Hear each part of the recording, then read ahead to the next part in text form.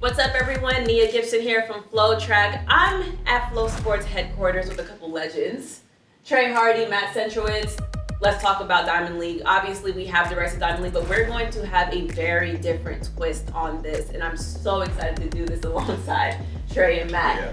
Matt, obviously, we introduced you a few weeks ago to the Diamond League broadcasting. A whole lot of hoopla. We've all been super happy. Trey, you are a new addition. What are you most excited about?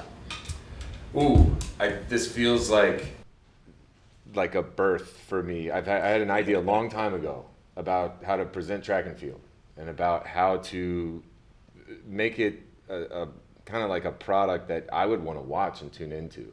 I was a big fan of Mystery Science Theater 3000.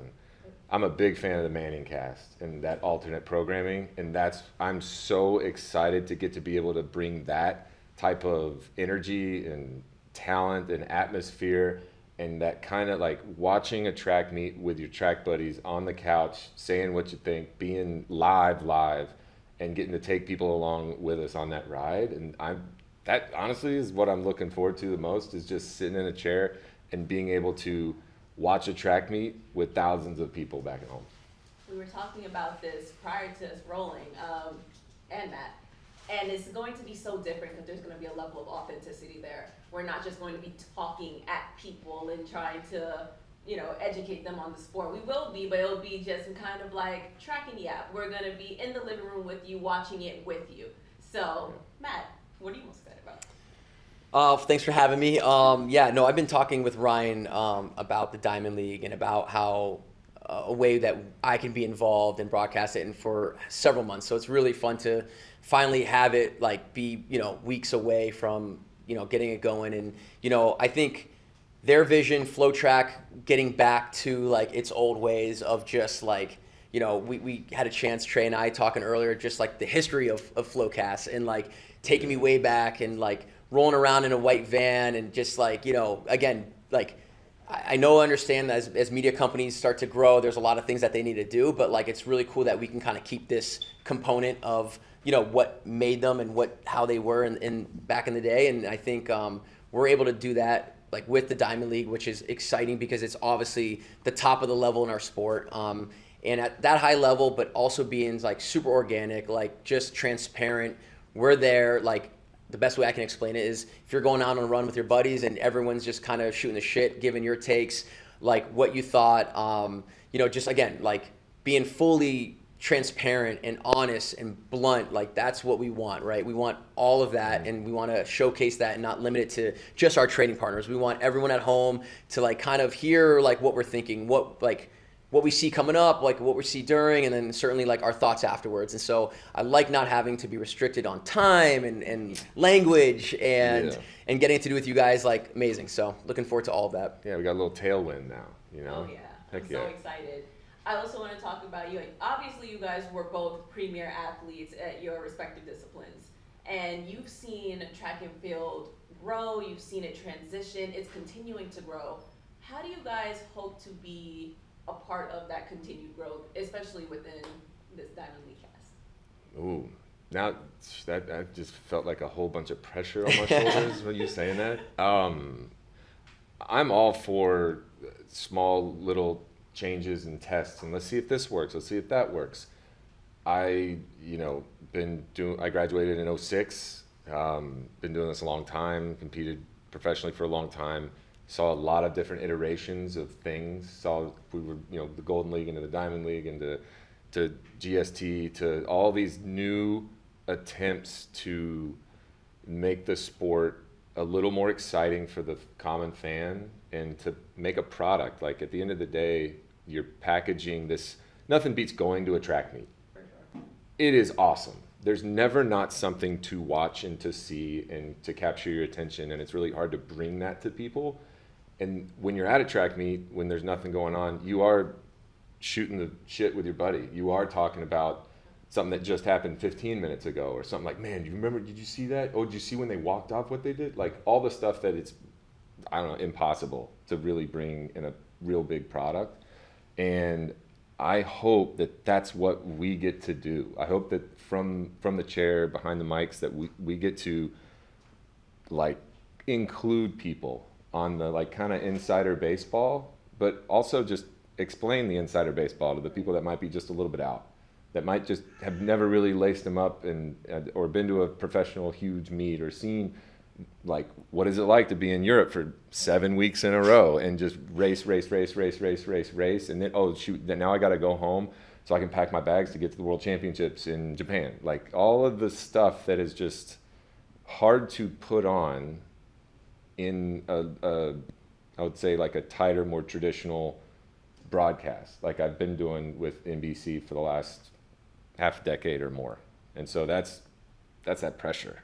Like, but it's going to be pretty easy because I think having Matt on the team, like already, as soon as I walked into the space, it was just, oh man. And then we just started telling stories and stuff that some of it I had forgotten until I started saying it. I'm old, but join the club. That's my, I'm really just looking forward to bringing people in and having it be this smooth, authentic thing. Nice. What about you, Matt? I mean, I think Trey said it really well earlier. Just the Manningcast like sticks out to me. I was a huge fan of it. As soon as they started putting it on, I would find myself always watching it with those guys on the couch and having like a special guest and hearing how Peyton and Eli, there's things that you're watching a football game and like, most typical broadcasters wouldn't like pick up on or acknowledge or say, and for other reasons, not that they might not know, or they probably know the reasons, but they're not saying it. And I find that like really cool of like him being like, oh, he's running this type of route and whatever. And like, I'm like, oh, okay, that makes sense. Like, so it's really neat because you actually feel like you're playing the game, not just watching it. Mm-hmm. And so I think the Manningcast model and like, that's a good way of like kind of visualizing on what hopefully we can bring to our audience and to the fans that are watching the Diamond League all season long of like things that, you're not going to get on a typical broadcast. Like, hey, I heard that so-and-so had food poisoning because so-and-so was just texting me and like, you don't know that they pulled out and we're talking about that in the pre-show. And obviously like millions of other things that, again, you'll obviously hear flying out of our mouth throughout the whole broadcast. So I'm just excited to like, have no restrictions. I'll keep the cursing down to a minimum. I can't promise none. I feel like we'll find out like, week 3 what restrictions we have. Yeah. Well, but I was gonna say you're gonna be like this. You're like this. Sorry, I meant shoot. Okay. Yeah. No, like I just listen. I'm raw. I just like to give the people like what I'm typically used to like chopping it up with teammates for the last couple decades and. I think we all have talked about like, man, if only everyone else could feel this way and hear this, and now we have an opportunity to do that. For sure. I think what I'm looking forward to is the fact that we're about to have some fun. Oftentimes, track and field is just kind of met with this level of seriousness where you just got to be super strict and buttoned up and, super focused and like, but I feel attacked right now. Oh, I'm sorry. No, in the nicest way possible, of course, with love. But yeah, I'm just ready to have some fun with you guys. I think we're going to have some fun talking about it. I think it's going to bring in and draw in a crowd. I know prior to this, I was saying one of my biggest goals is to expand the audience because we have such a beautiful sport. It's so fun to watch. It's fun to be a part of. And anyone can be a part of it in any way. You don't have to be an elite level athlete. And I think we're going to bring that level of comfortability to the sport that just hasn't been there. I think there's like always been like this level of exclusivity for track and field. So I'm really excited to expand our audience. Come one, come all, you're all welcome. And it's going to be really cool. Going into changing things though, pivoting, I think you guys are both really good at adjusting to different situations. Like I understand with you, when you started in the sport, you didn't make the basketball team, right? And I don't know how. Look at this guy's physique. Like, I want to talk to the coach that cut him or didn't. I buried that a long time ago, but it was good. It worked out. I think it worked out in your favor. Yeah. Everything happens for a reason. And then I was just a pole vaulter, and then got to college, and they're like, "You're gonna do all this stuff," and I'm like, "Huh," and it just being a multi-eventer, you do have to roll with it. You go in with an expectation. That is your first mistake. Yeah. Yeah. And you transition from Mississippi State to UT, point is, I think you're really good at pivoting. Same with you, Matt, because now you have like an actual like big boy job. Yeah, no kidding. And I'm a father. Yeah. As don't know how many kids you have, Trey, but you have kids. I know that. I got and, enough. You know, whatever you think the day is going to go like or whatever, just forget about it. Throw it out the window. And so that's been the biggest transition and movement. But, I mean, being a deck, like, I mean, you're doing event after event. If I have something that goes wrong in my race, like, chances are I have 48 hours or maybe even a week. Like, you have how many minutes or like less than an hour till the next thing or however. And so it's like, yeah, you're constantly having to like adapt and like shake things off and move on. And that's sport, that's life. And that's why I think sports prepare people for that next chapter really well. How do you prepare for this show? Ooh. Take a energy drink, you know. Yeah. No, I mean, for me, you know, there's really not going to have to be too much preparation. It's, you know, you love the sport, you follow the sport, you know, especially in our respective events, you know the narratives, the storylines, where people's fitness are.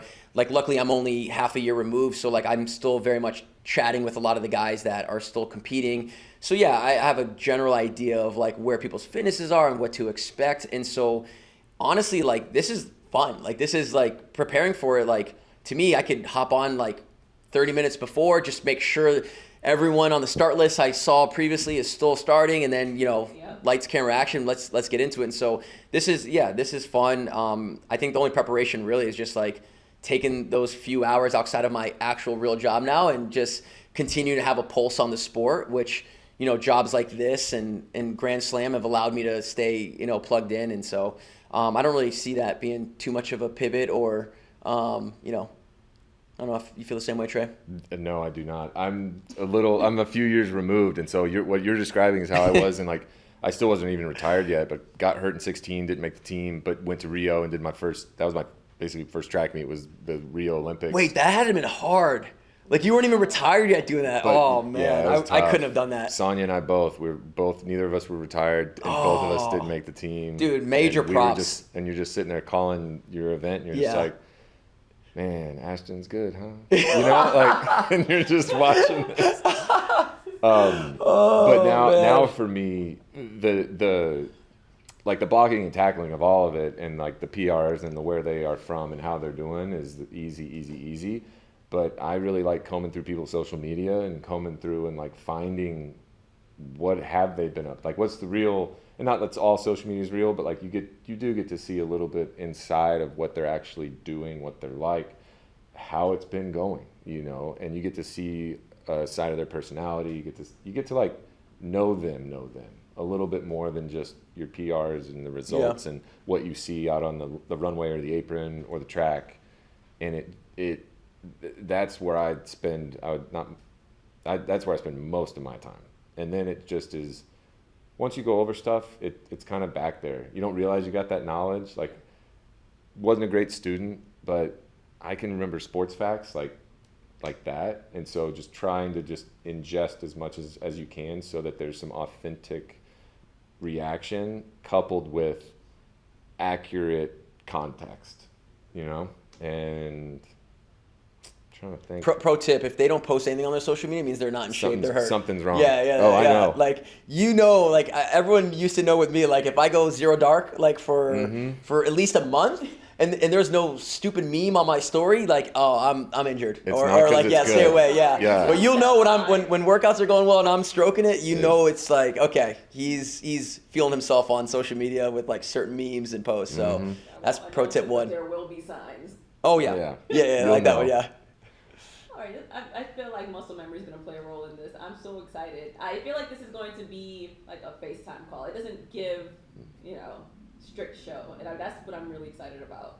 So lastly, what are some of the storylines that you guys are looking forward to? I think for myself, and most of what my role has been over the last several years on the field event side, are just the dominant ones. Like, I want Ryan Krauser to have this resurgent year, start, you know, hanging around 23 meters. And honestly, I don't know if this is the year that it'll happen, but I think he's going to break the world record a couple more times. Yeah. And I really am curious, over the span of the season, this has been a very, very long route. From 21 World Championships, 22 World Championships, 23 World Championships, 24 Olympics. and now another World Championships tacked on. And it's so late, how they're going to navigate this entire season and how people are going to plan for it and who's going to be the most prepared at the end of the year and on into the World Championships. Like, will it be, youth and like inexperience and kind of like youthful blissful ignorance, or will it be kind of the older generation who is like hardened and seasoned and knows what to expect? So that's about it. That's a great point. What about you, Matt?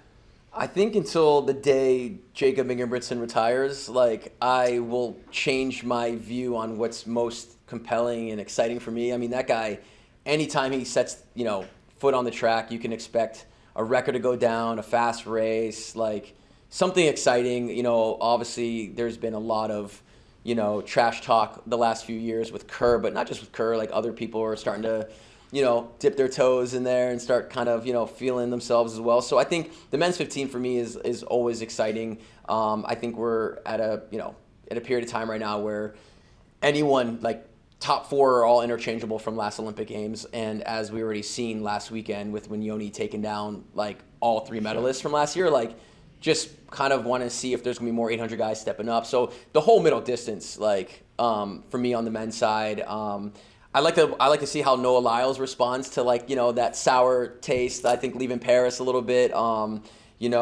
Obviously haven't seen much of him this year, and so just kind of see, like, what's in store for him this year. There's always record talk about, for him, and if that holds true, and if he can actually get close to I don't know if he probably get even sniff Usain Bolt's time, but we'll see.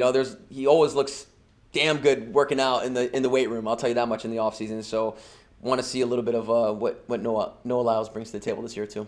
If 1919 were to get broken, I think that would be the day I scream into the mic super loud and it'd make my get fired. Central already said he's going streaking. I'm going every world record. I'm going streaking. We're in. I'm going streaking in the studio. You guys hear that? Every time. We'll have that blur spot on there, right? Yeah, and make sure you make it big. Just make it a big blur spot. Overdo it. Like, yeah, for sure. Make it a big blur spot, no matter what. His head. Yeah. Exactly. But yeah, I agree, man. This is the golden era of middle distance. It really is, the depth, and I think these men and women having the better part of a decade to train, to recover, and all the science and technology that's gone into it. You're starting to see the compounding effects of that, the depth of how many guys are sub 329 right now. It's insane. How many women? College kids. How many women are sub 358 or 359? It's an insane thing just to look at the list at the end of the year, and that's why track is so awesome, is parity. Yep. And who's going to win this, and the races matter. It's not just a time trial. You know, it is. I'm going to get there before you get there. Yeah. Which is old. That's what it is. Yeah. That's the beauty of this objective, beautiful sport. And not to diminish, like, the women middle distance by any means. I think the thing with the women right now is that Faith Kipyegon's on such another level that it almost is like you kind of look at the Olympics and she's going to win. It's like, okay, now who's getting second and third? Like Georgia and obviously like Jess Hall, like that was exciting and fun, but also it's like it's a race for second and third, and it's no different with Keely on fire last year. So I think what for me is like the men's 8, like shoot, there's 4 guys 141. Like this year, like if one of those medalists didn't even medal again, like I wouldn't be surprised, And same with the men's 15. Like you have all these fast guys, but there's so many of them. Where the women right now, I think they're at this point in time, there's a clear-cut favorite, and there's kind of a race for second and third, and that's just again how I see it and how I've been viewing it. But the men's middle distance is a little bit more like, okay, there's a little more trash talking and there's a little bit more depth. So that's how I'll leave it at. So not to shout out to the women, you're crushing it. Love watching y'all. I mean, seriously, like they are running, 350. Sinclair ran 356 and didn't make the Olympic team last year. I think 356, not 55, but 56, 55, not making Olympic team. I would tell you that I wouldn't be alive to see that day. Yeah. And that ended up happening. Yeah, like me barely out of the sport. So it's a crazy time to be watching track and field and talking about it, and I'm excited. Yeah. The sport is in such a special place right now. When we actually spoke on the meetup, I was saying it feels like we're in the second coming of the running boom, and like almost across all distances. Like, I would say like the women's 100 hurdles happens to be like one of the most competitive events, one of the most unpredictable events. You cannot really predict who's going to come across that line first, and that's what makes it so fun. But then we're talking about depth. 400-meter hurdles, right? Obviously, I don't think it's a question of who's going to win. I think Cindy McLaughlin-Levrone has that hands down, but it's like, who's going to come second, and what time are they going to run, and what national record are they going to break? Mm-hmm. We are in such a special time in the sport. And then, I mean, even like outside of pros, like Run Club and things of that nature, it's just, it's a special time for the sport. Yeah, It's a super all levels. Yeah, I think we're spoiled, and like those big runs for silver and bronze used to be this, oh my gosh, can you believe? Nothing shocks us anymore. Like Sydney's gonna run 49 high in the 400 hurdles at some point. Yeah. And no one's gonna go crazy. Like it's gonna be this like, oh, okay, wow, yeah, she did it. I knew she could do that. Yeah, you know? yeah. Right. And but it's no longer like the, oh man, who's gonna do it? It's gonna be, well, who's gonna do it?